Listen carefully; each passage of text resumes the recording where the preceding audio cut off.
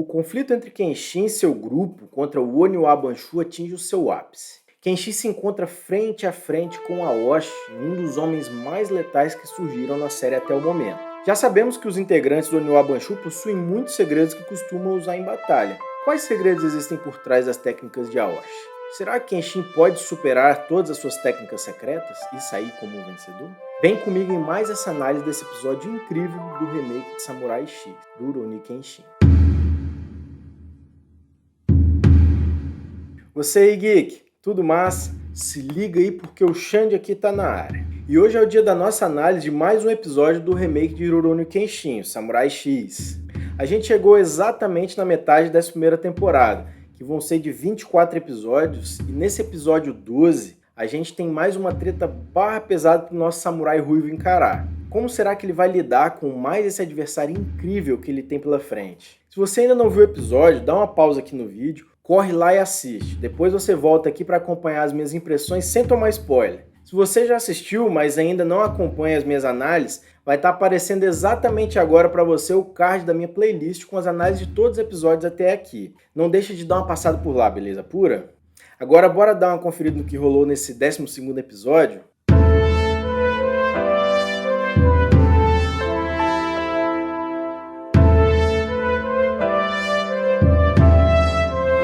O episódio começa com Kenshin e Aoshi fazendo uma avaliação do tamanho das espadas que ambos usam, avaliando quem tem maior vantagem na luta baseado no tamanho das suas, digamos que, espadas. E Yahiko julga que Kenshin tem maior vantagem, já que uma katana é maior que uma wakizashi, o que aumenta o alcance baseado no tamanho. Aoshi corrige os dois e diz que, na verdade, ele usa uma kodachi, que é uma espada meio termo entre uma katana e uma wakizashi. Só para fim de comparação, uma katana em tamanho real possui entre 60 e 70 centímetros de lâmina.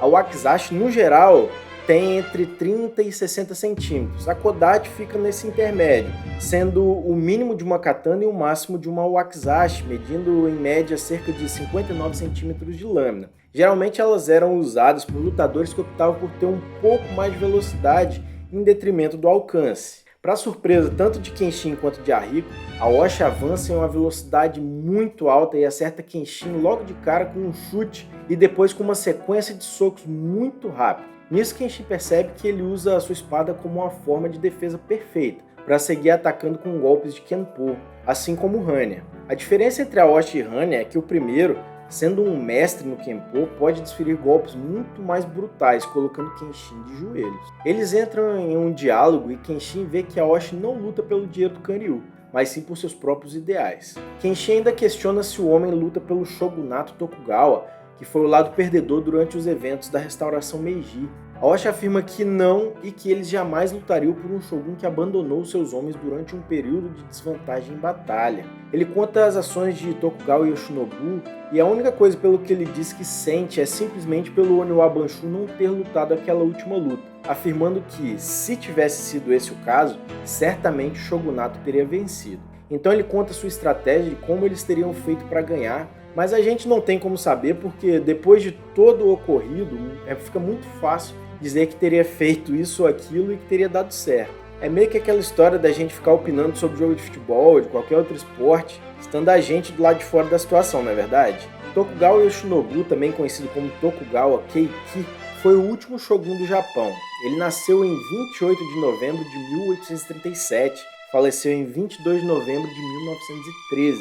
Yoshinobu desempenhou um papel significativo durante um período crucial na história do Japão, conhecido como Restauração Meiji, que a gente tanto ouve falar no decorrer da série. Yoshinobu foi nomeado shogun em 1866, assumindo o comando durante um período de turbulência política e social no Japão. Ele tentou implementar reformas para modernizar o país e consolidar o poder do governo central. No entanto, suas ações desencadearam uma série de conflitos com facções rivais e levaram à Batalha de Toba Fushimi, em 1868. Após a sua derrota na Batalha de Toba Fushimi, Yoshinobu renunciou ao cargo de shogun em 1867, marcando o fim do regime Tokugawa e o início do período Meiji. Ele devolveu o poder ao imperador Meiji e desempenhou um papel indireto na modernização do Japão como conselheiro do governo Meiji. Yoshinobu viveu até 1913 testemunhando as transformações dramáticas que aconteceram no Japão durante esse período. Sua contribuição para a transição do Japão de um sistema feudal para uma nação industrializada é um aspecto importante da sua história. Então, depois de Yahiko dizer que eles jamais teriam conseguido, Aoshi afirma que não só teria dado certo antes, como poderia dar certo no presente, caso eles resolvessem tocar fogo em toda a cidade de Tóquio, apesar de afirmar que não faz mais sentido. A única coisa que faz sentido naquele momento é ele provar que eles, o Oni e o Abanshu, são os mais fortes. Kenshin então se mostra muito irritado com a facilidade que Aoshi fala em queimar uma cidade inteira, simplesmente para atingir seus objetivos. E que isso, independentemente de ser de um lado ou de outro, é uma coisa absurda e que ele não pode ficar calado diante de uma pessoa que age friamente dessa forma. Eles entram novamente no combate e, meus amigos, Kenshin continua tomando a pior, levando um atraso atrás do outro. Aoshi afirma que com aqueles ataques, Kenshin jamais conseguiria quebrar a sua arma de defesa, a Kodachi, que é capaz de defender até mesmo tiros de rifle. Yahiko se desespera e em seus pensamentos ele percebe que Aoshi, mesmo em vantagem na luta, não esboça emoção nenhuma. Então Kenshin levanta, com a fala acalmando o menino e afirma que encontrou uma forma de quebrar a Kodachi de Aoshi. Mas como assim quebrar a espada? Seria isso uma forma literal ou uma figura de linguagem que ele está usando? Aoshi percebe que Kenshin não estava blefando e fica curioso com a forma como o samurai descobriu de ultrapassar a sua defesa. Kenshin rapidamente avança atacando Aoshi, que mais uma vez repele o ataque do nosso querido samurai ruivo, porém, dessa vez, Kenshin o acerta segurando na própria lâmina da sua espada com um golpe usando o cabo direto no pescoço de Aoshi. Então ele revela a estratégia de luta que o seu oponente usa durante seus combates, que seria controlando a distância entre ele e seus oponentes, tirando vantagem da sua lâmina mais curta para estreitar a distância entre eles. Kenshin pensou que segurando a lâmina da sua espada, que acabou por cortar sua mão, para tornar então a sua espada semelhante ao tamanho de uma Kodachi, que ele poderia anular a desvantagem de estar com uma espada maior e assim conseguir ultrapassar a defesa de Aoshi, que acaba mostrando que realmente funciona. Então, Aoshi diz que com aquela atitude toda por parte de Kenshin de prejudicar a si próprio, quando ele corta a sua mão segurando diretamente na lâmina da sua espada, para poder executar sua estratégia, ele consegue enxergar a essência de um retalhador. Por isso ele decide mostrar a sua própria, mostrando sua técnica mais secreta. Kenshin percebe que o ataque do líder do Oni Abanshu estava surpreendentemente lento e então defende sem dificuldades nenhuma. Porém, ao defender, ele repara que aquilo era um tipo de ilusão criada por uma velocidade absurda. Ele vê em torno de si várias imagens do Aoshi como em uma dança de espadas e quando ele ataca não consegue acertar nada além do ar. É então que o verdadeiro Aoshi ataca usando sua técnica Kaiten Kenbu, que acerta Kenshin em cheio e lança o samurai no chão completamente desacordado. Meus amigos, o cara não era só conversa fiada não. A gente viu Kenshin enfrentando vários adversários e muitas vezes não sendo nem mesmo atingido. Aoshi não só o acertou em cheio, como colocou Kenshin primeiro de joelhos e agora de costas no chão apagado. Yahiko mais uma vez se desespera, só que diferentemente da vez anterior, que ele disse que não conseguia se mexer, provavelmente de medo, dessa vez ele está furioso e saca sua Boken, a espada de madeira, para atacar Aoshi, que impressionado com a determinação do menino diz que vai ser uma pena ter que matá-lo. É então que Kenshin se levanta e diz que ele não pode deixar Yahiko morrer ali, assim como ele mesmo ainda não pode morrer. Aoshi se assusta e pergunta se o samurai por acaso seria imortal. Nesse momento a gente vê a bainha da espada de Kenshin sendo partida em algumas partes, que seriam dos golpes da técnica do Aoshi que deveria tê-lo acertado em cheio. Kenshin se impressiona com a potência da técnica do seu adversário, que teve a capacidade de cortar uma bainha de ferro com a facilidade de cortar uma bainha de madeira. Aoshi reconhece o valor do seu adversário e parte com tudo para atacá-lo e tomar, segundo ele mesmo, de volta o título de homem mais forte. Honestamente não sei, não tenho a mínima ideia de onde que esse cara tirou, que alguém tinha dado para ele esse título de o homem mais forte. A única coisa que me vem na cabeça é que ou ele vivia em um delírio, ou ele é um cara extremamente mimado. De repente lá na Vila Ninja que ele vivia, a galera tomava um pau dele e ficava mimando o cara, que acabou acreditando que o mundo se resumia àquilo que ele vivia lá. São as únicas coisas que eu consigo imaginar, porque a realidade é que Kenshin mais uma vez defende a técnica dele e dessa vez com as próprias mãos, revelando pra gente mais uma técnica do estilo Riten Tsurugi chamada Ryukou-sen, que é a única técnica do seu estilo usando as mãos nuas. Kenshin revela que realmente ele não estava conseguindo acompanhar os movimentos fluidos de Aoshi e que tinha enxergado um único momento que era capaz de impedir seu ataque e assim o faz, usando as mãos nuas. Ele diz ainda que se Aoshi realmente quer o título de mais forte, que ele pode ficar sem problemas, já que aquilo só trouxe problemas para ele. Então ele nocauteia Aoshi usando a própria espada do seu adversário, que antes de cair ainda dá um bombão em Kenshin. Enquanto Kenshin e Yahiko estavam conversando, rapidamente Aoshi se levanta, questiona o samurai por que de ele não ter dado o golpe final. Kenshin diz que não é mais um retalhador e que não o faria, e o questiona sobre se ele não tinha recebido ofertas de trabalho para o governo, já que ele, como líder do Oniwa Banshu, possui muitas habilidades que poderiam ser úteis mesmo naqueles tempos em que eles viviam. Aoshi então revela que realmente ele recebeu várias propostas de trabalho, porém, as propostas se resumiam somente a ele, excluindo seus companheiros do Oniwa Banshu, e afirma que jamais agiria como um traidor como o Yoshinobu Tokugawa fez com seus soldados. Ele afirma que sabia que a lealdade que Tokugawa jurou foi para manter a estabilidade do país, mas afirma que mesmo assim jamais agiria igual.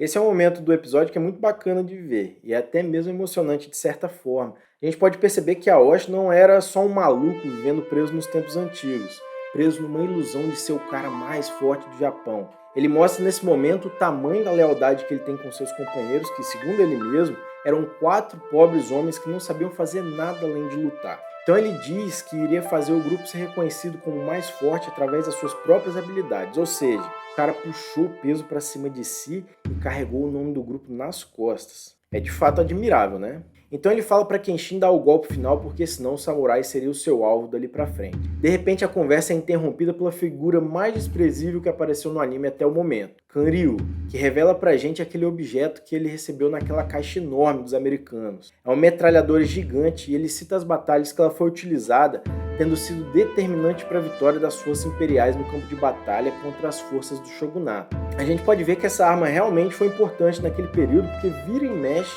a gente vê ela sendo destacada em obras que são relacionadas aos eventos daquela época. A gente pode ver nesse momento no próprio Kenshin e me lembro também daquela última treta do filme O Último Samurai, que a gente vê o exército pró-shogunato sendo dizimado quando eles trazem esse tipo de arma para o campo de batalha. Bem curioso isso daí, não é verdade? Então, Kanryu começa a disparar insanamente contra Kenshin e Aoshi. Todos que estavam na mansão de Kanryu ouviram o barulho dos disparos e nesse momento a gente vê eles se juntando, já não se vendo como adversários, mas como companheiros talvez para subir e investigar o que era todo aquele barulho. Kanryu, na sua loucura e ambição, passa a ver todos como inimigos, incluindo o grupo que ele contratou, o Oniwa Banshu de Aoshi, e passa a disparar contra ele, quando esse o questiona sobre aquilo que ele estava fazendo. Aoshi é atingido nas pernas e cai, enquanto Kanryu fala sobre todo o seu plano de se tornar o comerciante mais rico e lucrativo do mundo comercializando armas. O cara tá completamente ensandecido. Sano chega até a sala junto com os demais homens do Oniwa Banshu e se assustam com a situação. Shikijou, ao ver Aoshi caído e ferido, corre em sua direção e diz para Kenshin correr para o lado contrário. Kanryu fica indeciso em quem ele atira e resolve disparar contra Aoshi. Porém, nesse momento, Shikijou pula na frente do seu líder e toma uma rajada letal de metralhadora e dessa forma o episódio se encerra. Pesado esse final do episódio, não é verdade? Esse episódio foi muito bacana, trouxe pra gente umas sequências de luta entre Kenshin e Aoshi que mais uma vez mostram pra gente que a equipe de produção não poupou nada na questão da qualidade das animações de combate. Outra coisa que vou sempre lembrar vai ser com relação à qualidade dos efeitos sonoros, que estão incríveis, mas eu senti uma certa falta de alguma música que pudesse me imergir um pouco mais, como foi o caso da luta contra o dinheiro. Não sei dizer exatamente o que, mas a impressão que eu fiquei foi de que faltou algum detalhe para me gerar a mesma emoção que tive naquele episódio. Isso não torna esse episódio ruim de forma alguma, mas para mim faltou algum detalhezinho para realmente mexer com as minhas emoções. Só para fim de comparação, aquele episódio eu assisti durante toda aquela semana até sair o seguinte, posso dizer que talvez umas 5, 6 ou até 7 vezes, sem exagero. Só para você ter um pouco de noção do tanto que aquele lá mexeu comigo. Mas e você? Me diz aí nos comentários o que você achou desse episódio, dessa treta contra o Aoshi. É difícil dizer se ele é o cara mais forte que Kenshin enfrentou até agora, porque vale lembrar que contra o dinheiro, quem lutou não foi o Andarilho, foi o Retalhador. Então me diz aí, qual dos dois você acredita ser o mais forte dos oponentes do nosso Samurai Ruivo até o momento? Bora bater um papo aí nos comentários. Quero muito agradecer a todos vocês que têm me acompanhado por essas recapitulações desse remake de Samurai X, que tem sido uma grande satisfação poder trazer essa série aqui pro canal. Muito obrigado mesmo, galera, de coração. Se você é novo por aqui, não saia sem deixar o seu like e se inscrever no canal, beleza? Assim você vai estar sempre recebendo todas as atualizações que eu trago aqui no canal e vai ser um prazer enorme receber você por aqui. Para todos vocês que ficaram até aqui comigo, eu deixo um forte abraço e nos vemos no próximo vídeo.